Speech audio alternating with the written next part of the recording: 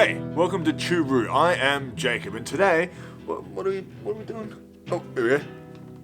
Elderberry bloody mead. Now, I'm not gonna lie, this is one of my better homebrew concoctions. I'm not gonna, that's straight up a fact. I have never, seriously, this is one of the tastiest things I have ever brewed. Yes.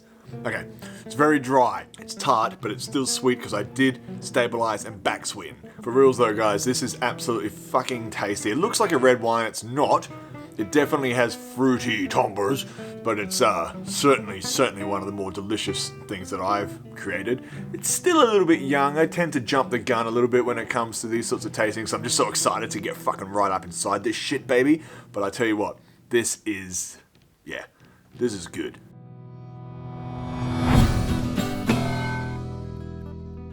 So, according to this hippie herbery, elderberry traditionally lives at the center of the garden, telling stories of winters past and springs to come. Though often scraggly and a questionable centerpiece, her three faces embody the goddess, maiden in spring, abundant with white petals, mother in the summer, with wine red berries, adorn her, blah blah blah. Anyway, it's a bunch of hippie stuff, it's a cool book though. But what it does fail to mention about elderberry is that they're fucking poisonous, man. It's full of cyanide. Well, more accurately, it contains something called cyanogenic glycosides. Cyanogenic glycosides. Yeah, I knew that off the top of my head. Basically, it means with hydrolysis. In other words, basically, it contains fucking chemicals in there that when crushed and shit can create cyanide or release cyanide into your body. So if you eat elderberries raw, the leaves, the stems, the roots, you're gonna get cyanide poisoning. Now, cyanide is something that they would make capsules of in a concentrated form, as a suicide pill, essentially. In the movies, it's depicted as like, you just drop dead. Really, you fucking vomit your guts up. It is excruciating. It takes like 15 to 20 minutes. Apparently, it's a really, really fucking horrible way to die. So before you do anything with elderberries, you must boil the absolute shit out of them. Now, when making a mead or a melomel in this instance, which is a type of mead, I boil all my fruit, as you've seen in previous videos, if you've seen any of these videos before, because not only does it help break down some of the shit, releases that sugar, it also kills any bacteria and bugs that you've got on there. So you're probably going to end up boiling your berries anyways. So just make sure you do. Don't get a bunch of fresh fucking elderberries and start eating them. You won't die because you need to concentrate it, but you can get very sick. There have been cases of people eating elderberries, jams, like raw jams and stuff, and ended up in comas and things like this. So here's a little warning. Boil the absolute fucking shit out of your elderberries before you consume them. That's what I did. So I got this big fucking carboy or demijohn. So I'm going to save this for later. This is going to age for maybe 2 years and then I'm going to drink it. I might have a little bit before then. But what I've got here has been sat around for about 2 months. So maybe 3 months post fermentation. So this has been aging for about 3 months. For me, that's a bit of a record. So basically what I did was I got 150 grams of elderberries, boiled them. Like I said, boil the fucking shit out of them. I used 3.5 kilos of honey. This is Coorong honey from the South Australia here.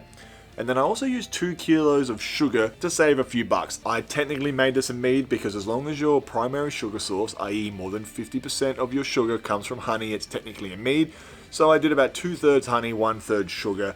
It was kind of like a cheaper avenue, you can kind of get away with it that way. It's not a traditional mead. A lot of mead purists would turn their nose up at that, but it tastes pretty good to me. I filled this to 18 litres, so I'm using about 18, 19 litres, and the gravity at starting was 1.11.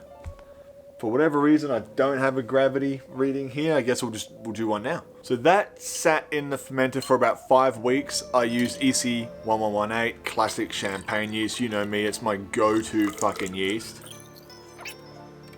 I should actually be resting this on a flat surface, but this is just for the sake of just checking it out there. Woo! Yeah, so almost all of that sugar's been ate. Off the top of my head, that's about 14. Let's see what the calculator says. 14 and a half, so I was close. So yeah, so that's pretty much like a strong red wine. Doesn't taste like a red wine though. It's almost there. Look, like I said, it probably needs another 6 months at least. But I have filtered that out pretty well, as you can see. I racked this a bunch of times. I mean, that is Oh, fuck, didn't mean to do that. I'm not really much of a snob, I don't really get all the lingo, but for me, this is very, very pleasant. It's not too grating. It is strong though, about 14%, so it does have a little bit of that kick, that alcohol burn, which a lot of people don't like. You could stabilize this a lot earlier. I usually just fucking go, woo, let my shit run all the way through because, you know, I don't mind the burn. So what I'm trying to do here is, I guess, show you some recipes, share my journey with you. I'm very new to homebrewing. I've only been brewing this sort of stuff for, I don't know, 5 years, I guess. I've been making alcohol my whole life, but only sort of taking it seriously as I'm getting older. Just because it's not just about saving money, it's also about enjoying your own creations. Like, there's something really fun about it. It's like you're a mad scientist, you know, just creating these weird little concoctions. And yeah, if you drink too much of this, you're going to have a bad time, but at least we boiled out all the cyanide. Make sure you check out that homebrew playlist, as I'm mostly focusing on meads and fruit wines, ciders and stuff like that. There's plenty of guys out there doing it probably better than me, but I'm sharing my journey with you guys, so I hope you appreciate that. If you have any comments or anything like that, any suggestions perhaps, I'm always open to a healthy, civil conversation, a discussion, so leave some comments and let's get a friendly discussion going. Alright guys, I love you very much. Goodbye. Oh, fuck. I gotta do a song now, don't I? Okay, here we go. According to the hippie herbery, the center of the garden should have an elderberry tree. Instead, at least that's what it was traditionally, to remind oneself of life's cyclicality. Her three faces embody maiden in the spring, abundant with fruity things. Mama in the summer with the juicy hubba-hubbas, and the crone in autumn where her leaves are all gone. Don't want to die, so I boil the berries to remove the cyanide before it enters my belly. I got a big belly, wanna fill it with berries, so I make an elderberry mead, which makes me very merry. Don't want to die, so I boil the berries to remove the cyanide before it enters my belly. I got a big belly, wanna fill it with berries, so I make an elderberry mead, which makes me very merry. Every time I go to do a solo, this backup set I had is so rusty. I got one shot, I swear this string's about to break. Okay, here we go.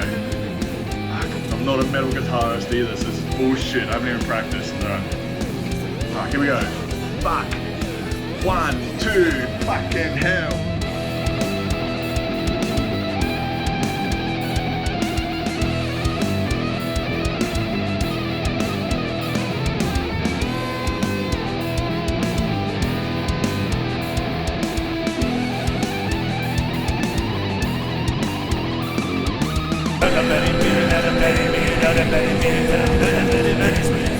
Fuck it, that'll do for now. I've got some drinking to do. See you later, guys.